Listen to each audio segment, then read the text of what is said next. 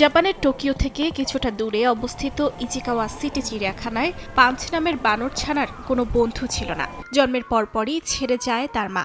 পাঞ্চের মা না থাকায় চিড়িয়াখানার কর্মীরা বানর ছানাটিকে একটি পুতুল ওরা রংটাং উপহার দেন। সেই পুতুল জড়িয়ে থাকা পাঞ্চের ছবি ভাইরাল হলে বিশ্বজুড়ে পরিচিতি পায় ছোট্ট এই প্রাণীটি। তবে ধীরে ধীরে স্বাভাবিক জীবনে ফিরছে বানরটি। চিড়িয়াখানা কর্তৃপক্ষ বলছে, পাঞ্চ ধীরে ধীরে অন্য বানরদের সঙ্গে মিশতে শুরু করেছে।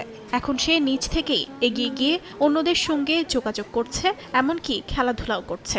পরিচর্যাকারীদের মতে এটি তার স্বাভাবিক বিকাশের ইতিবাচক লক্ষণ।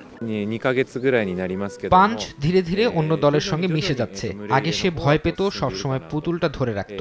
এখন সে নিজে থেকেই অন্য বানরদের কাছে যাচ্ছে, যোগাযোগ করছে, এমনকি একসঙ্গে খেলছেও। তবে পাঞ্চের জনপ্রিয়তা এখন নতুন চ্যালেঞ্জ তৈরি করেছে।